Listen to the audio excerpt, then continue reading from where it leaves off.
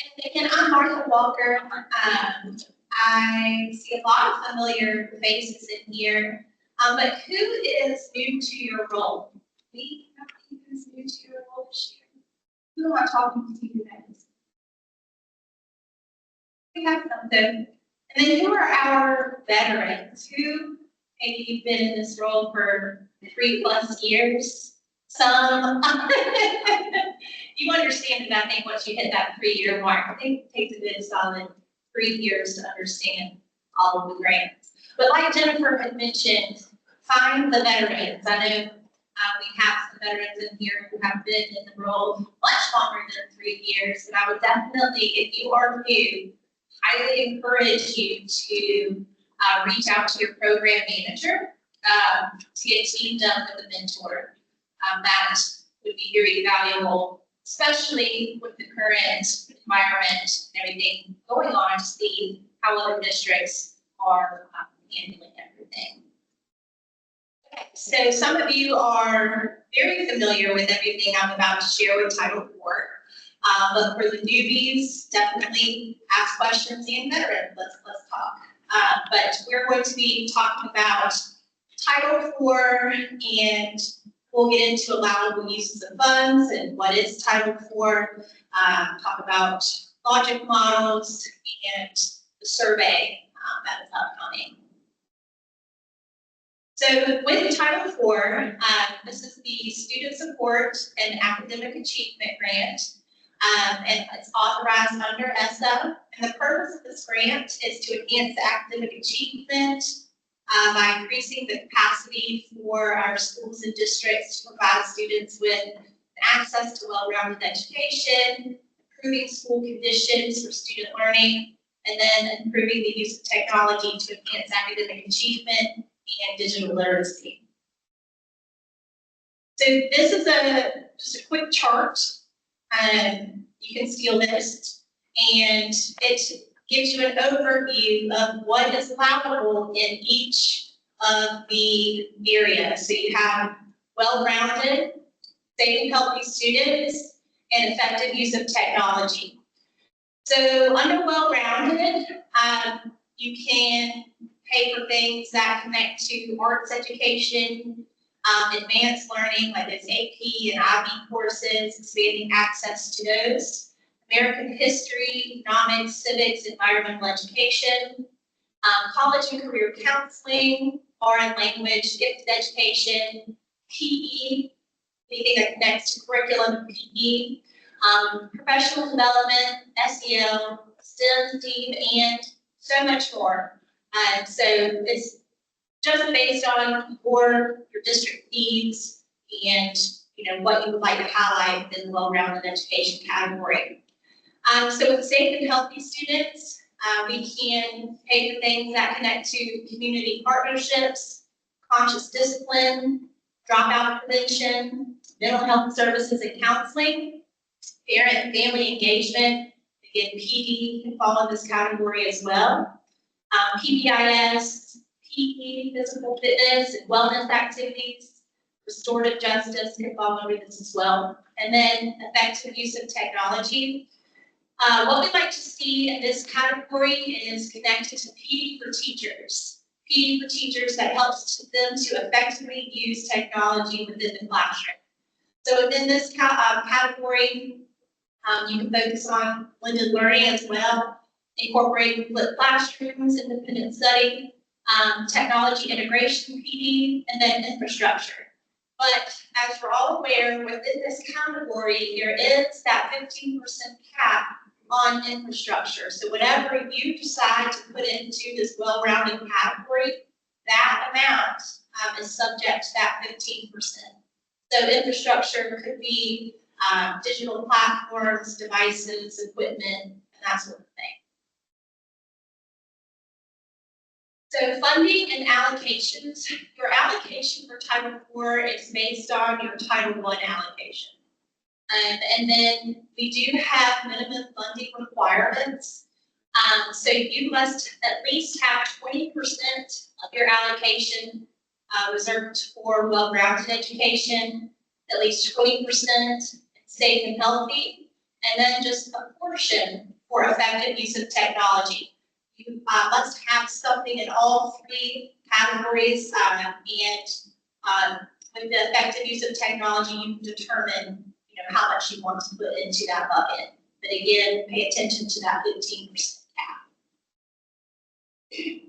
So this is a graphic to help you explain it when you do meet with your stakeholders. So with Title IV, you have your well-rounded here.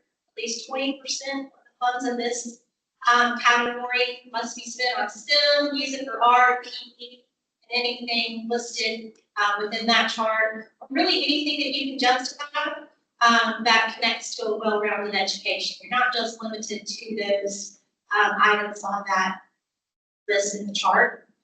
And then safe and healthy, at least 20%. Those are your mental health counselors, school counselors, anything that connects to healthy students or maybe violence prevention. And then in technology, here, of course, that would be no more than 60% in this category because you have to meet those other minimums. So here, that would be your PD, maybe materials that relate to that PD, equipment and devices, or digital content. But then here we've listed out what infrastructure includes, and that would be devices, equipment, software applications, platforms, digital instructional resources, or other one-time IT purchases. So, excuse me. I've had a district before that wanted to put IXL math in effective use of technology. It does fit there, but then that would be subject to that 15% cap, okay? A way around that would be to take that platform and place it into well-rounded, since it does help students to receive that well-rounded education. Okay, so if you think it could fit in another category, if it is some sort of platform or technology that fits in safe and healthy, you can justify how it fits in safe and healthy or well-rounded. A lot of times your program manager will suggest that you move it to a different section. So here is an example of those minimum funding requirements. Let's say that you received a total allocation in Title IV of $60,000. You would want to have at least $15,000 in well-rounded. Let's say you put $20,000 in safe and healthy, and then you want $25,000 in effective use of technology. I think this is a little higher than what most districts do, but just for example purposes, if you did put $25,000 in your effective use of technology, you would want to spend the majority of that on PD that connects to using technology effectively in the classroom. So you would have to spend $21,250 on PD, okay? And then technology infrastructure, you would not be able to exceed that $3,700, that 15% cap.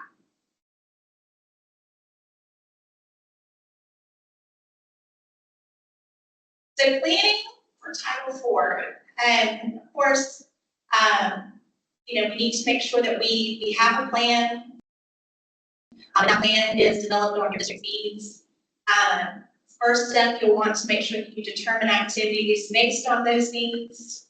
Then you'll want to make sure that you're writing those high quality objectives and outcomes. And that plays into your logic model and then the survey that you'll have to complete once the grant closes. And then, of course, continuously monitor and evaluate those objectives, and then publicly report the outcomes. That is what the state is responsible for doing.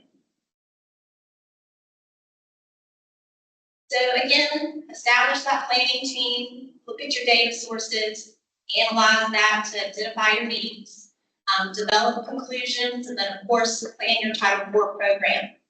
And these needs, if you think about it, if it's a need of the district, it applies to Title I, something that you could meet the need for Title I. So it's important to plan for these needs because those are things you'll still need to meet with the uncertainty still today. So who should be at the table? It's the same people: students, parents, families, teachers and support staff, school counselors, school administrators, private school administrators, and then community stakeholders or organizations that you want to invite to the table as well. So if you're thinking about data sources for well-rounded, these are things that you can look at when developing your needs for Title IV. So you can track enrollment and offerings in music and art, foreign languages, and STEM, to see if you have any gaps or needs there that you can cover with Title IV. You could look at graduation rates, test scores, maybe access to advanced coursework to see if that could be a need under well-rounded. You can look at school climate surveys and student interest surveys. Of course, get feedback from parent nights or advisory council. That will inform your decisions on how to spend money within the well-rounded. So for state and health fees, some examples could be attendance data, monitoring that chronic absenteeism and tardiness, PBIS, maybe look at the discipline dashboards, tracking incidents and referrals, look at after school summer partner participation logs, and then school-based service providers, look at any gaps where you may need additional nurses, social workers, or counselors.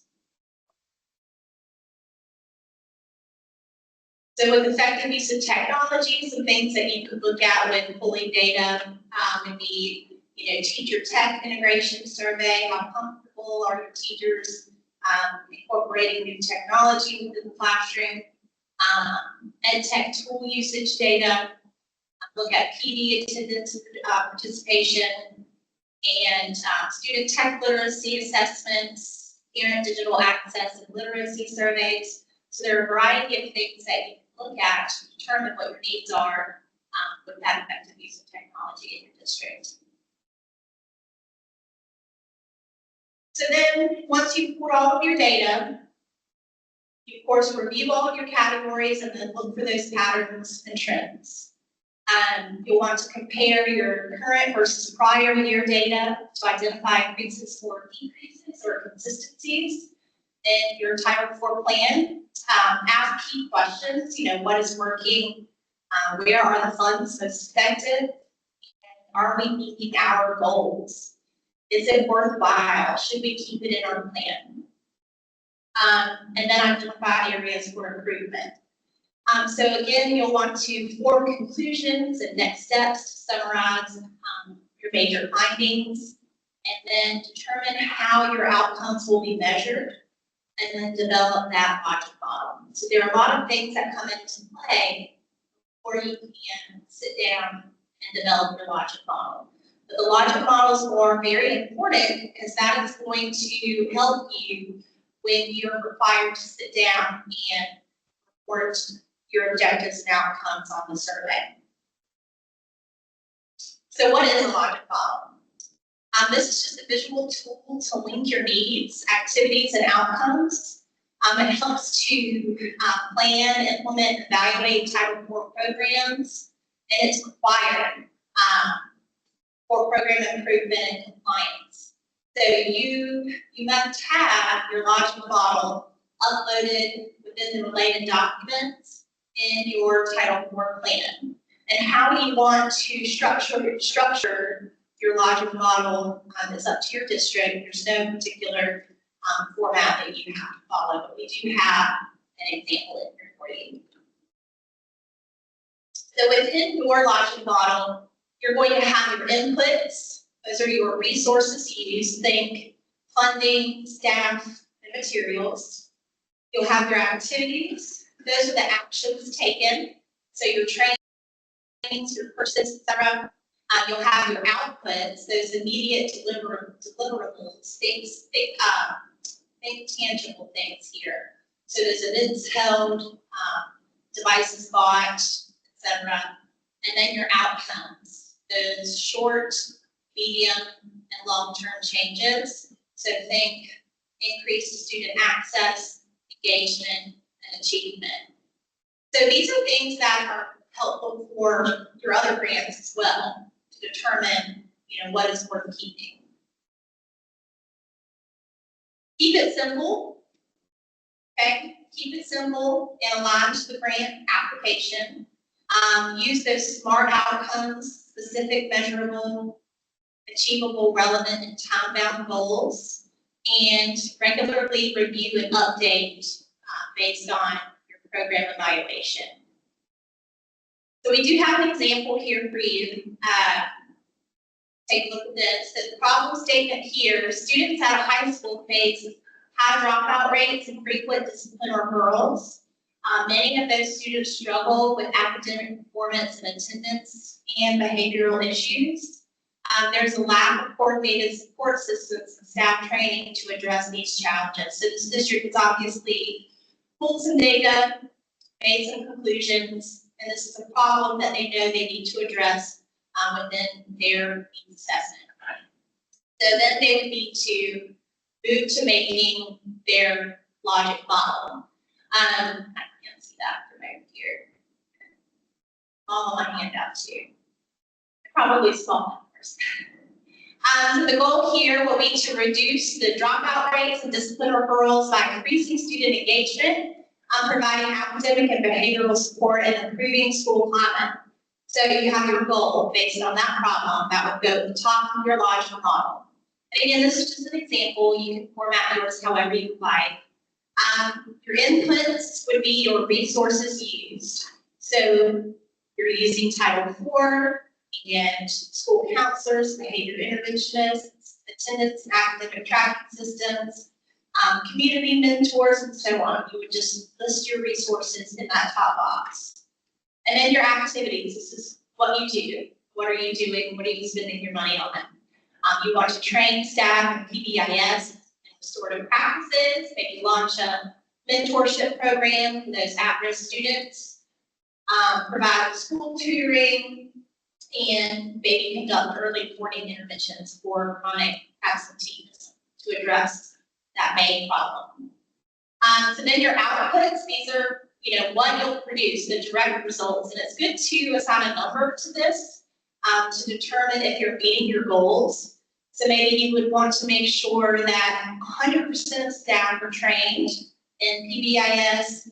Maybe a goal would be to have 30 students paired with mentors, weekly intervention team meetings held.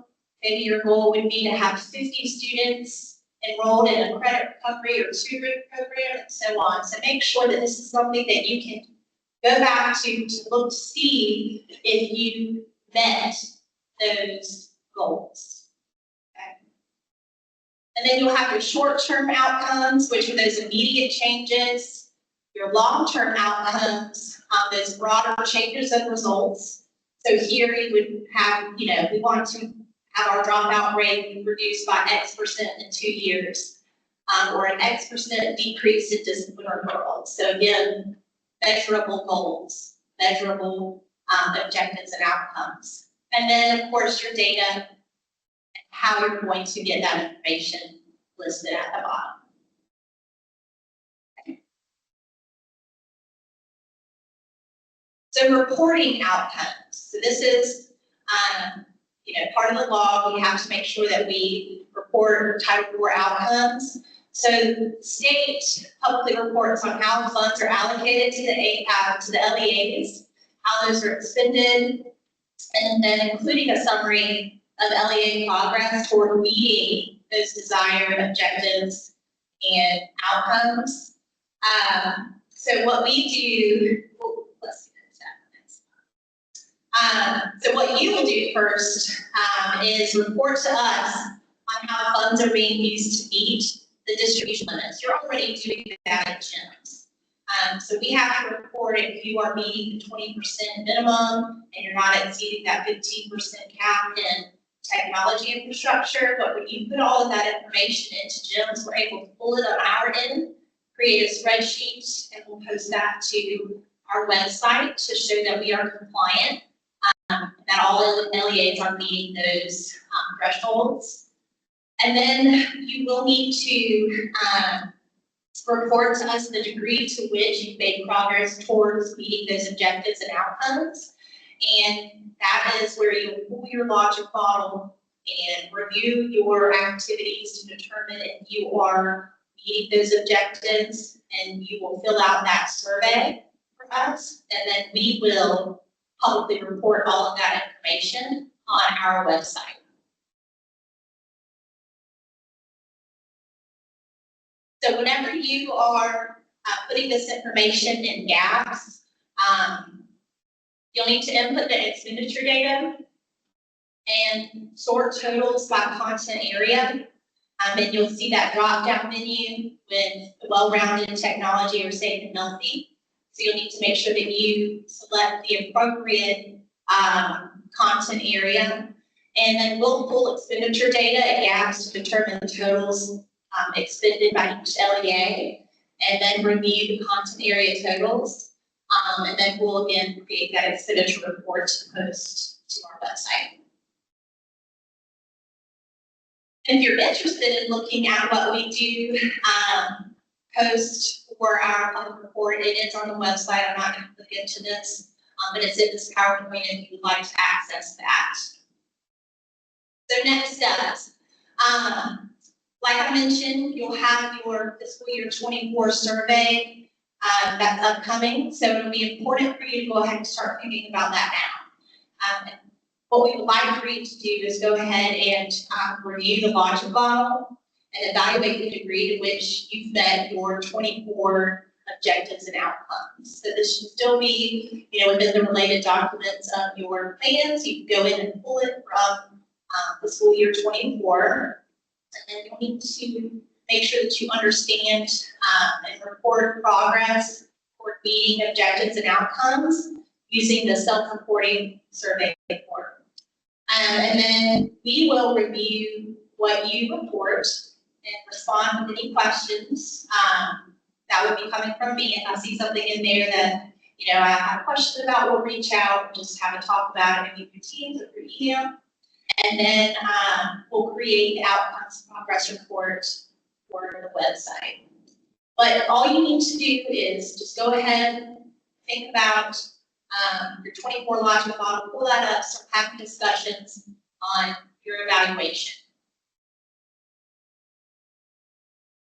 So after the fiscal year 24 grant closes, you'll receive this survey from State Department to report your objectives and outcomes from your logic model. And it's the same survey as the last year. Just reporting on the different fiscal year. So very small. You'll have 3 sections. One section to report on well-rounded, a section to report on safe and healthy, and then lastly, a section to report on effective use of technology. So again, you'll see similar to what you did last time was the total number of well-rounded activities that were funded in your fiscal year Title IV allocation. And then you'll just report down here the number. If you have any sort of explanation that you would like to attach with that, you can also add that in. There's enough room for you to add more detail than just the number if you would like. And then you'll go through what's the total number of objectives. This is when you'll need to refer back to your logic model. What's the total number of outcomes and all the activities reported. So you'll just go through and answer each question based off of your logic model for each area. You will not be required to upload any of the evaluation data, but the last question you'll see will ask you, does your LEA have data that supports the results you just reported? And you'll confirm.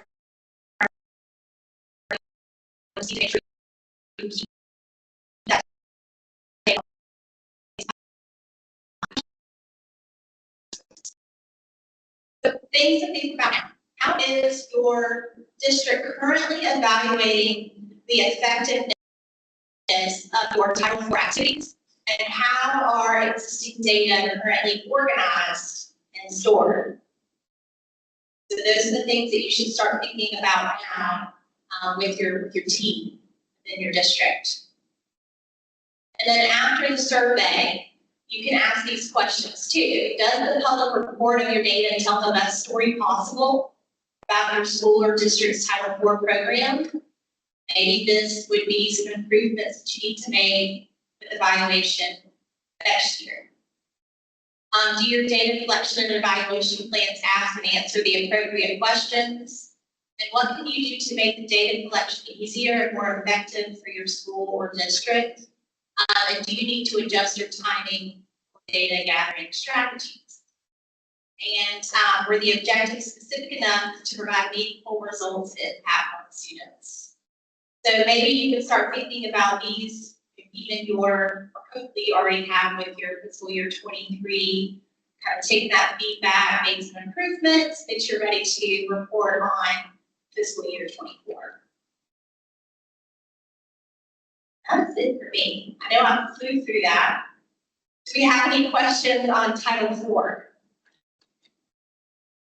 Public reporting, logic models, allowability.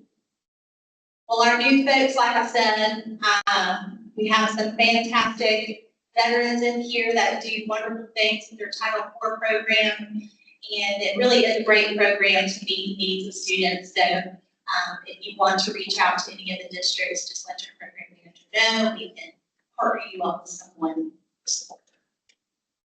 Thank you.